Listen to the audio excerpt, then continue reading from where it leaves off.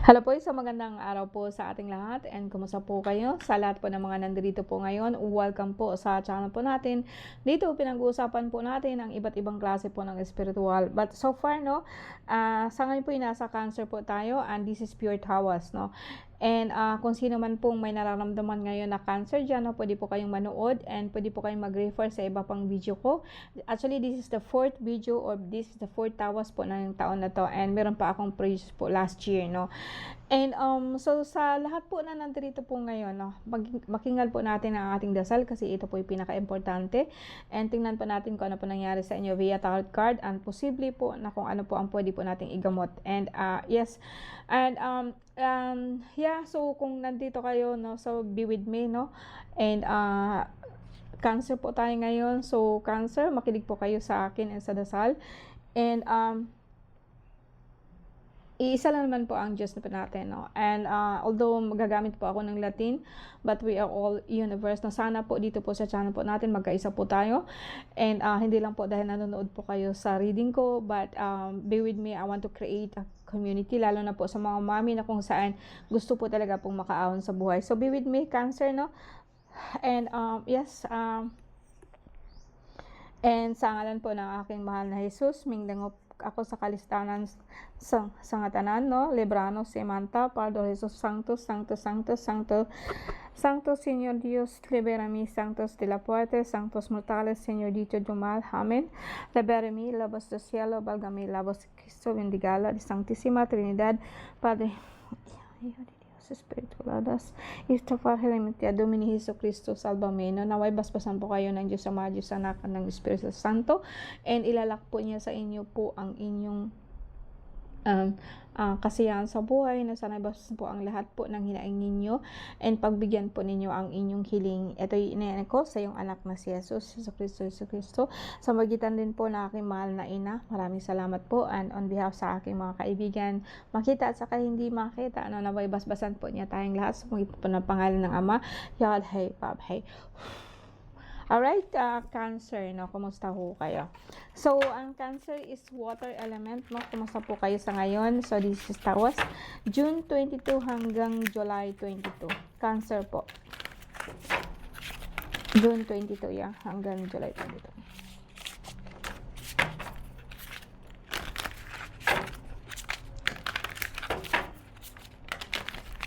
So, ang gagawin natin, guys, no, tingnan natin kung ano po nangyari sa inyo sa kasalukuyan. And bakit kayo nagkaroon ng ganyang sitwasyon, no? And tingnan natin in the past and then probably in the future po.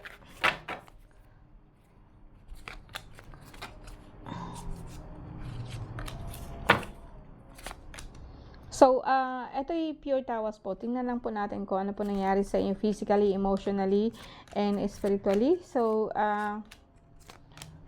Cancer. So, this is your past.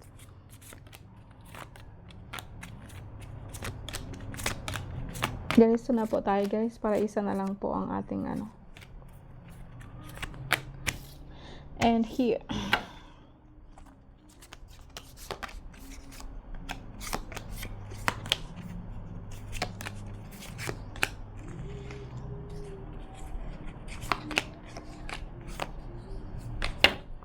Okay, sa ngayon po, ano,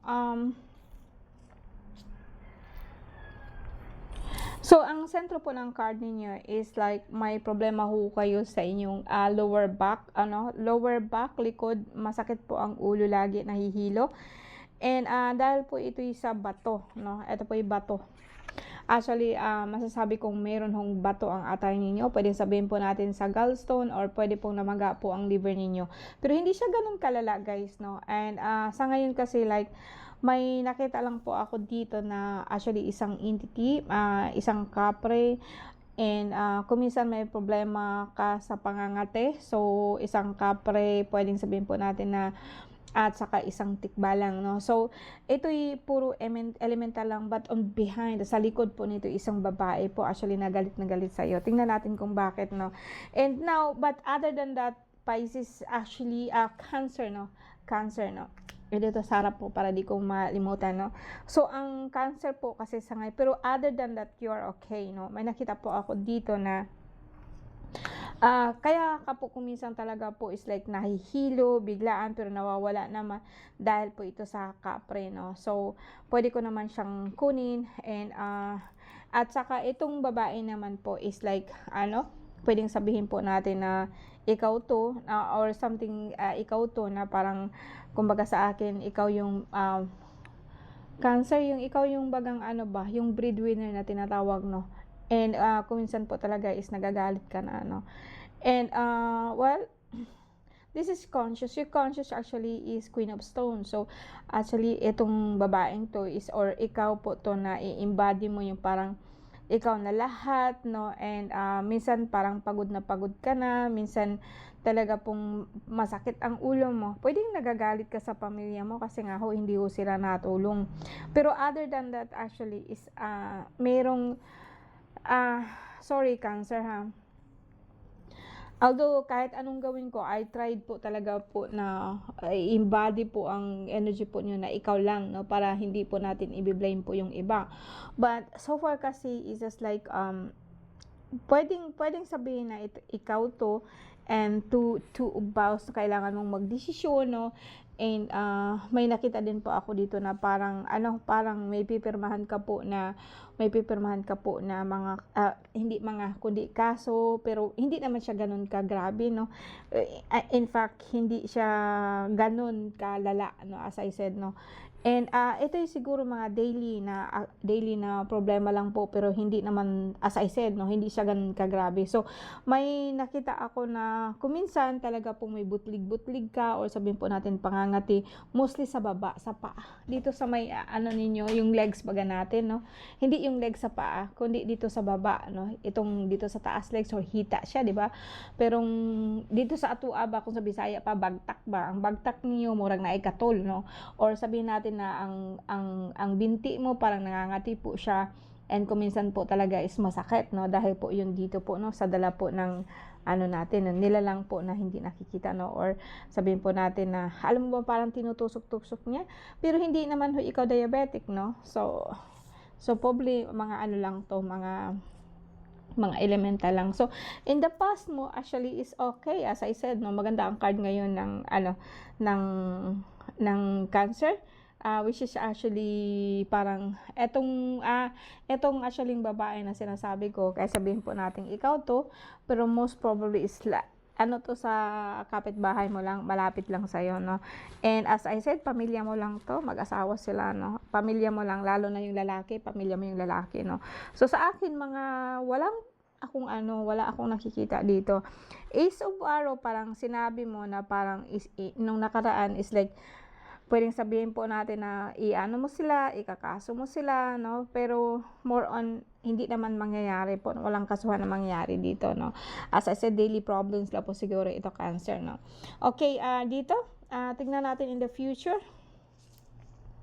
Well, pag hindi mo ito actually pag hindi mo siya maagapan, mauwi po ito sa talaga pong awayan po ng mga lalaki, no. Now dito, in the future kasi tingnan natin in the future, actually as I said, kapitbahay mo lang po, malapit po sa'yo, kapamilya mo lang itong babae, and itong babae naman talaga pong masama minsan ang iniisip niya dahil nagagalit po siya. Ngayon, pag in the future, pag hindi po talaga makisaw-saw na itong lalaki, no, ito ang dahilan kung bakit ang paa mo talaga mahirap siyang ilakad. Itong sinasabi ko sa iyo na makakate, or sabihin po natin na nangangati yung binti nyo, and in the future para pong talaga pong parang mangangalay siya, parang kuminsan po masakit siya pag ilakad, no. Pero actually wala ho kayong diabetic, hindi po ito'y dala po, no. Puro po ito karga, or puro po ito masamang iniisip po ng kapitbahay mo, no. Actually kapamilya mo pa nga alam po eh. Okay, and dito naman ho, hindi ibig sabihin nito guys na ginagawa kayo, kinakargahan kayo, kundi masamang iniisip ho ng ibang tao. Now, as I further po ako nag-i-explain po sa inyo na, and when I say na siya po ang dahilan, ganito po ang dahilan, well, sometimes po kasi, kausap mo yung pamilya mo, tapos minsan nagkagalit kayo, hindi ka nagkakaintindihan, and then nagkakasakit kayo, or ganyan. Well, hindi ko direktang sasabihin na siya ang gumagawa sa'yo. Kasi nga po, hindi naman lahat talaga actually tao marunong. Pero dahil nga po sa lakas po ng iniisip po natin, no, mauutusan po niya ang ganito, ganyan, and magre-respond po ang lahat po ng elementals, no. And kaya nga po tinatawag ang elementals po ng ano, mga ibang religion diyan o mga lalo kahit sa mga Katoliko actually, mga impacto demonyo or masasamang espiritu ang mga 'to. But I would say talaga po na ang lahat ng elementals is hindi sila masasamang espiritu, parehas lang po 'yan sa atin. May mabait, merong hindi. Pero magiging masama sila 'pag nauutusan. And kapag nauutos that's why I said, on behalf po sa lahat ng elemento, kasi ayaw po nilang makialam sa atin mga tao as much as possible kasi bawal po yun sa kanila. Kaso lang po, pag nautusan sila po or sa lakas po ng galit po ng ano to, tapos na malapit itong ano to, magkakaroon siya ng impression. And then etong elemental, hindi niya alam na nananakit na pala siya, no? Dahil po 'to sa isip po ng isang tao, no? I will explain it further sa ibang video ko, no? Para paano paano natin ito maiiwasan and paano po tayo magkakaroon ng ano. Kasi as I said, no, mahal na mahal ko ang elementals. They are part of our universe. I didn't say na walang masama sa kanila. Marami din talagang natural po na masama. Kasi kung minsan po, sa tagal na nilang nakihalo sa mga tao, talaga pong nahawaan na sila, ugaling tao na rin, no? And kung minsan, andyan na po talaga po yung makulit, mano, pero para sa akin, madali lang silang baguhin, madali lang silang kausapin, no? Ang mahirap kausapin itong tao, no? Yun ang talagang ano, mahirap kausapin. Kaya pwede mo silang kausapin in the personal, pero you know, hindi na ano yung puso nila ba, hindi talaga unless mapapatawad ka talaga nila wholeheartedly or buong puso ka nila mapapatawad. Pero kapag hindi po, nag-uulang sa'yo yan sa harapan, pero sa talikuran hindi mo alam kung ano talaga ang tunay ng nararamdaman, 'di po ba? Kaya po ba lagi kong sinasabi sa inyo, as much as possible, huwag ho kayong magbitaw ng masasakit na salita, ano, no? And marami kasi ang mga tao ngayon na they're not even aware, no, kung ano pong ginagawa nila, anong iniisip nila, no. So, in case sa'yo cancer, actually you're okay, no. May mga tao dito na kuminsan, no, na yung bagang puro chismis, no, meeting dito, meeting doon. As I said, etong sinasabi ko sa inyo, parang magkakaroon ng, parang medyo sampahan na, pero more on, wala naman siya. So, ikaw din mismo magsabi na wag na, no, and nagagalit ka man, pero babayaan mo na lang po kaysa naman ma-involve ka sa mga ganitong ano. And yes, what I'm saying is here, cancer, wala akong masyadong makikita dito na more on ano, more on kumbaga sa akin, hindi ka masyadong pinapakialaman ng langit, no. Alam ko naman ho na ang mag-asawang ito na kapamilya mo lang is just like nahihirapan ka sa kanila, pero ano magagawa mo, kapamilya mo nga lang po, no. And sa akin, pabayaan mo na lang sila kaysa naman so makikigulo ka pa, makikisawsaw ka pa sa gulo nila. What I would say sa'yo, cancer, right now, no, wala akong nakikita ditong plano mo, wala akong nakikitang ano dito. Kung sakali pong darating talaga sila sa time na pagkakataon po na parang ano, parang sasakit talaga ang paa mo, so ang gagawin mo lang po dito is like maligo lang ho kayo ng ano, maligo ka ng tinatawag po natin na ano, maligo ka ng dahon po ng lukban kung talaga po masasakit po siya. Bawasan mo din yung maaalat, and if possible po, no, sa isip lang makipag-reconcile ka dito, no. I'm not saying na puntahan mo siya. I'm saying in your mind, no, na kahit man sabihin po natin na yeah, pinapabayaan mo nga lang po kasi nga po pamilya mo lang. Pero actually, hindi mauumayan yung loob nila kung hindi po sila ano, kung hindi ka po actually, kumbaga sa akin, minsan kasi mahirap din pabayaan itong mga 'to kasi as I said, 'no, 'pag, di mo sila papansinin nga is like, lalala yung pakiramdam mo sa paa mo. Well, I would say na sa isip mo lang magsindi ka ng kandila, then isipin mo lang po na kung ano man po ang galit nila sa iyo is matutunaw po, no? Para kahit pa problema is wala hong gulo mangyayari. Don't just bayaan mo lang po sila, no? Magsindi ka talaga ng kandila dito any time of the day, kahit anong kulay, basta magsindi ka ng kandila, no? And sabihin mo lang po na kung ano man ang ikinagalit nila sa iyo, no, matunaw na lang po 'yun para kahit papaano po walang gulo. As I said, accept mo sila kasi pamilya mo sila. And this kind of way talaga po ang pagmamahal po mo sa kanila is nag-prevail, kasi dito alam ko mahal na mahal mo 'to, no? And so sa akin, para hindi din po lalaki yung demonyo niya sa isip, no? So sindihan mo ng kandila. Ikaw din po makakatulong nun. Sindihan mo ng kandila na hindi lalaki yung iniisip niya, kasi whatever we thought, as I said, no, our thought is formed. So kung halimbawa galit siya, so makakagawa siya ng mga demonyo po na hindi po, o sa mga entity po na hindi maganda. And sa pamagitan po ng kandila mo at sa kadasal mo, matutunaw ho sila. Kahit sabihin man natin na dinadasalan ko kaya, kasi dito nga pwede ko siyang alisin. But then, mas maganda din kasi kahit papano, because this is a general card reading, kahit papano po, hindi siya personalized, no? So, ikaw po as a person ngayon na nakikinig, as a Cancer, no? So, iyon ang gagawin mo. Kaya mo itong gawing Cancer, no?